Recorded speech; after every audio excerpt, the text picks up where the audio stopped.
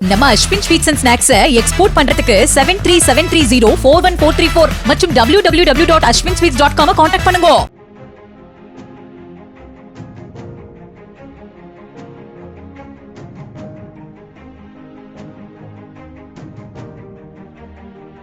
போருக்கு முப்படைகள் ஒத்திகை பார்க்கிறது சரி.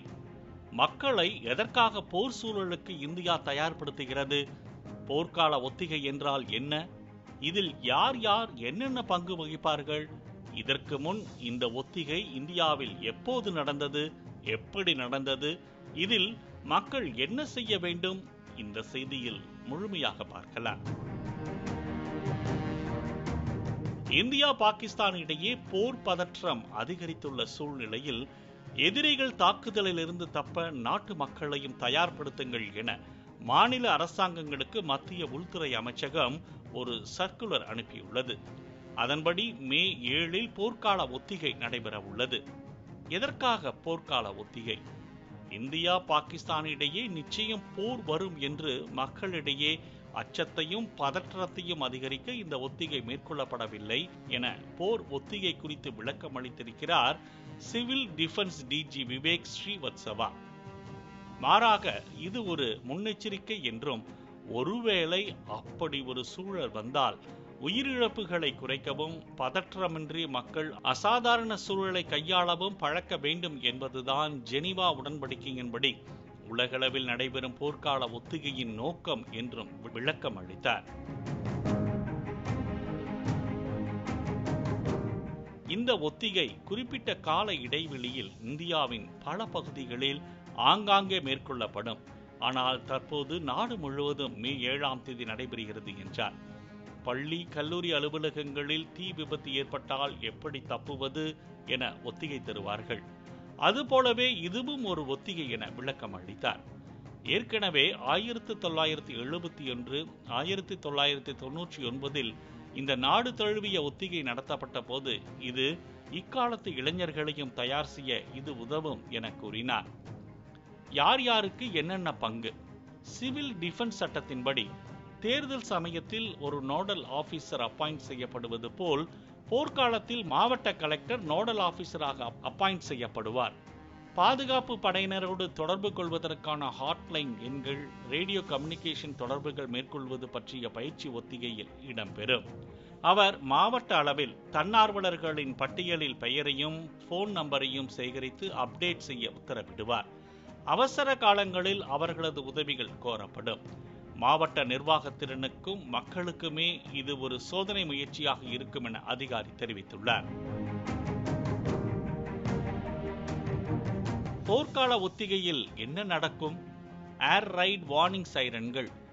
வானிலிருந்து ஒரு ஆயுதம், ஏவுகணை, வெடிகுண்டு போன்ற ஆபத்தானவை வந்து மக்களை தாக்கப் போகிறது என்பதை சுட்டிக்காட்ட மாவட்டந்தோறும் இந்திய விமானப்படையால் ஏர் ரைட் வார்னிங் சைரன்கள் பொருத்தப்பட்டிருக்கும். அவை சரியாக ஒலிக்கிறதா என பரிசோதிக்கப்படும். அதோடு இந்த சத்தம் வந்தால் மக்கள் உஷாராகி பாதுகாப்பான இடத்தில் தஞ்சமடைந்து தன்னையும் தன்னை சார்ந்தவர்களையும் காத்துக்கொள்ள வேண்டும் என அறிவுறுத்துவதற்காக இந்த சைரன் ஒலிக்கப்படும். பங்கர்ஸ்.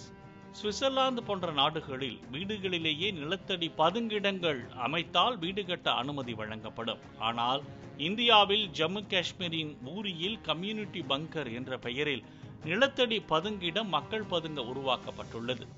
இதேபோல் பல நாடுகளில் மக்கள் ஒன்றாக பதுங்கி ஒளிந்து கொள்ள பதுங்கிடங்கள் உள்ளன. அது போன்ற பங்கர்களை சுத்தம் செய்து தயார்படுத்துதல் இதன் நோக்கமாகும்.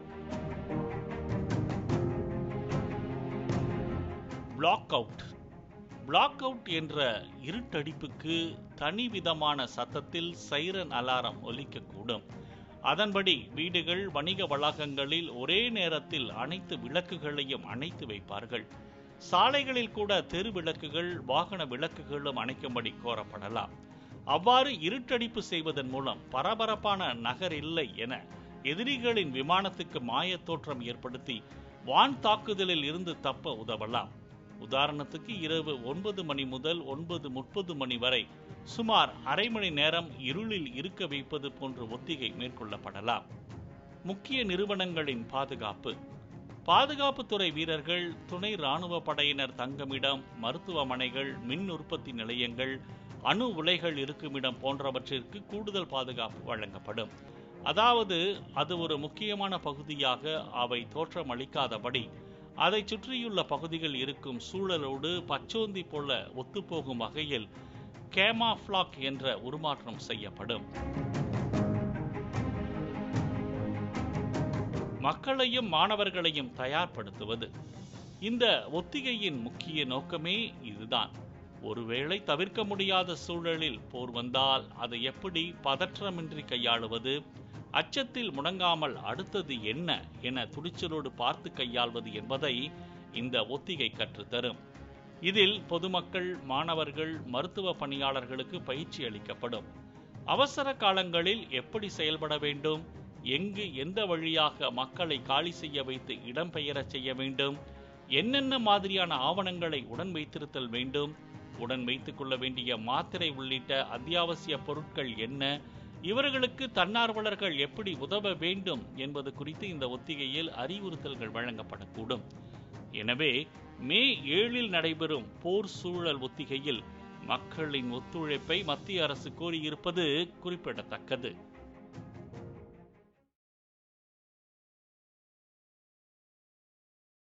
பிளே ஸ்டோர் மற்றும் ஆப் ஸ்டோரில் இருந்து பாலிமர் செயலியை QR கோடு மூலம் பதிவிறக்கம் செய்யுங்கள். செய்திகளை உடனுக்குடன் பெறுங்கள். நம்ம அஸ்வின் ஸ்வீட்ஸ் அண்ட் ஸ்நாக்ஸை எக்ஸ்போர்ட் பண்றதுக்கு 7373041434 மற்றும் www.ashwinsweets.com கான்டாக்ட் பண்ணுங்க.